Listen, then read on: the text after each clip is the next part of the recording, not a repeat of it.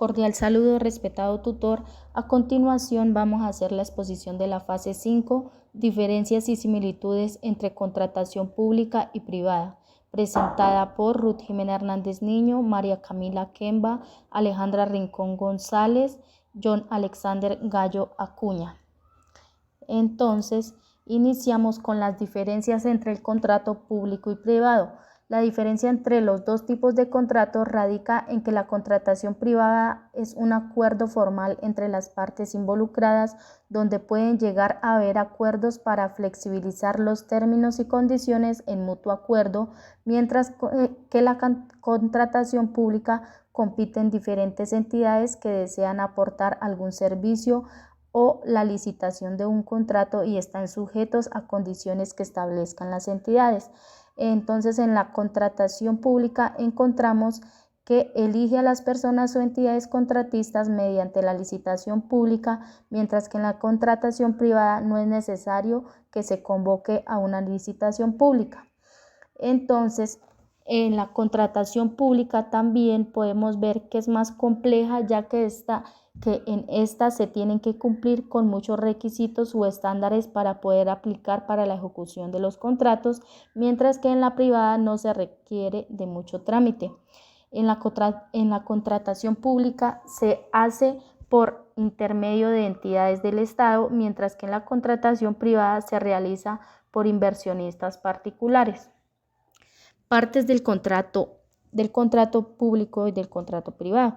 Entonces, el órgano de la contratación que puede ser impersonal o colegiado, inicia al procedimiento de la contratación, tramita una licitación y adjudica el contrato. Este órgano cuenta con una asistencia con carácter general de una masa de contratación, la cual es la encargada de valorar la documentación y presentada y realizarla la propuesta de adjudicación del contrato. La persona contratista puede contratar con el sector público las personas físicas o jurídicas que tengan plena capacidad para abordar, que no estén incursas en prohibición de contratar y acrediten su solvencia económica, financiera y técnica o profesional, o el contrato privado, cualquier persona que tenga la capacidad plenas para cumplir con lo que estipula el contrato. Los principios de la contratación pública y privada en Colombia. Primero voy a hablar sobre los principios de la contratación pública, que se rige por 7 principios. El primer principio es el principio de transparencia, que fomenta la igualdad de oportunidades de los proponentes, publicidad y respeto de todos los procedimientos en las modalidades de contratación. Segundo principio de planeación. Es un deber a cargo de la administración y los servidores públicos.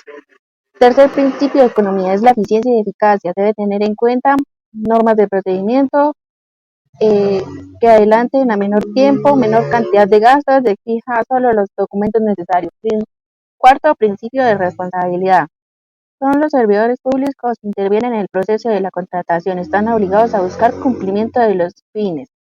Quinto principio de selección objetiva. Es la legislación colombiana. La selección objetiva es tratada como principio de la contratación estatal o como principio orientador de los procesos de selección. Sexto principio de publicidad. Principio referido a la publicidad de las actuaciones judiciales desarrolladas en toda clase de procesos y que permite distinguir de una parte la publicidad de las actuaciones procesales que se encuentran en trámite. Séptimo principio del debido proceso. Es un derecho fundamental de aplicación inmediata que faculta a toda persona para exigir un proceso público y expedito en la cual se reconozcan todas las garantías. Ahora vamos a hablar sobre los principios de la contratación privada en Colombia. El primer principio es el principio del abuso del derecho. El abuso del derecho ocurre cuando el titular de un derecho subjetivo lo ejerce de manera abusiva en contra de la finalidad. Segundo principio de la autonomía de la voluntad. Se caracteriza precisamente por otorgar facultades o prerrogativas a las partes de un contrato para dictarse libremente sus propias reglas o formas negociables.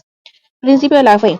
Buena fe. Este principio se conoce sobre todo como un propósito, una intención proceder honestamente de acuerdo a la ley y a la conciencia moral. Principio de la consensualidad.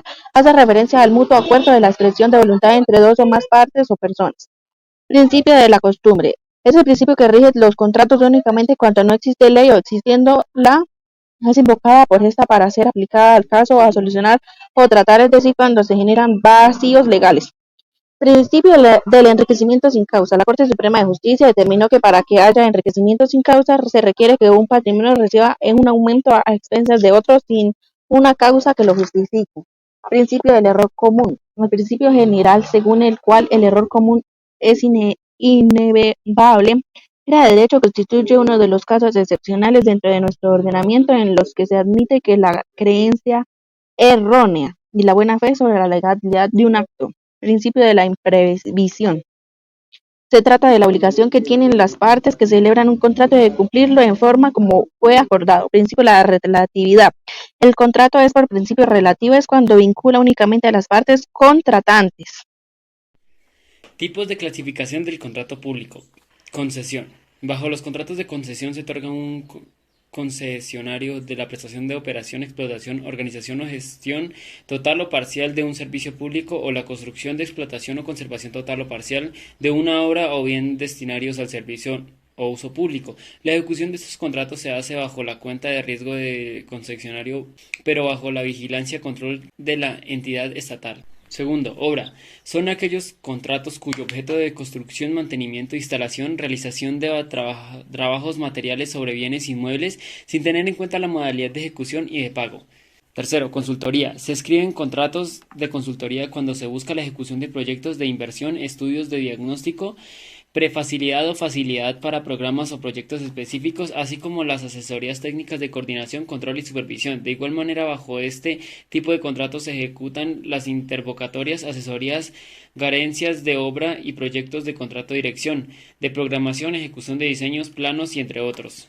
Cuarto, prestación de servicios. Los contratos de prestación de servicios son utilizados para desarrollar actividades relacionadas con la administración o funcionamiento de la entidad. Una de las particularidades de este contrato es que únicamente se celebra con personas naturales cuando el trabajo contratado no puede ser ejecutado por una persona, planta o cuando se celebre por conocimiento especial. Quinto, encargos judiciarios y judiciaría pública. En este contrato tiene como fin administrar o manejar los recursos vinculados de contratos estatales. Lo anterior con ejecución del estatus de cada una de las entidades estatales y teniendo en cuenta que experimentalmente prohibido las entidades estatales de construir directamente patrimonios autónomos. Respecto a la responsabilidad por el incumplimiento a un contrato, hablando en términos del contrato público, el acreedor está en la facultad para pedir el cumplimiento de la obligación previamente pactada o la resolución del convenio en pro de la protección de sus derechos. Además, puede reclamar, bien sea de manera directa o consecuencial, en pro o para solicitar el resarcimiento del daño, de los daños o perjuicios por la insatisfacción total o parcial de la obligación o por su defectuoso cumplimiento.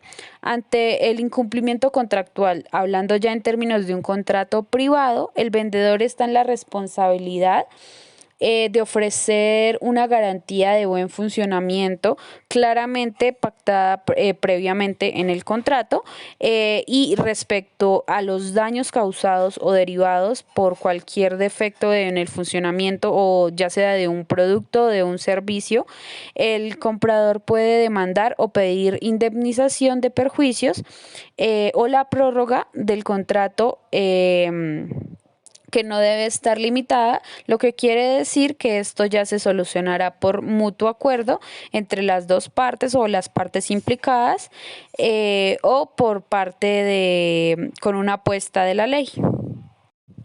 Finalmente, hablando sobre la aplicación del principio de igualdad e interés general o particular, podemos decir que este es el principio rector del liberalismo económico y hoy en día es un derecho de prioridad porque establece la responsabilidad del Estado con base al principio de igualdad.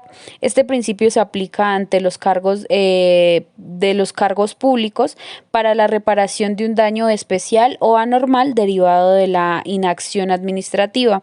Es necesario que el Estado realice una actividad de servicio e interés general en el desarrollo de esta acción que pues es el objetivo o el fin principal del actuar estatal.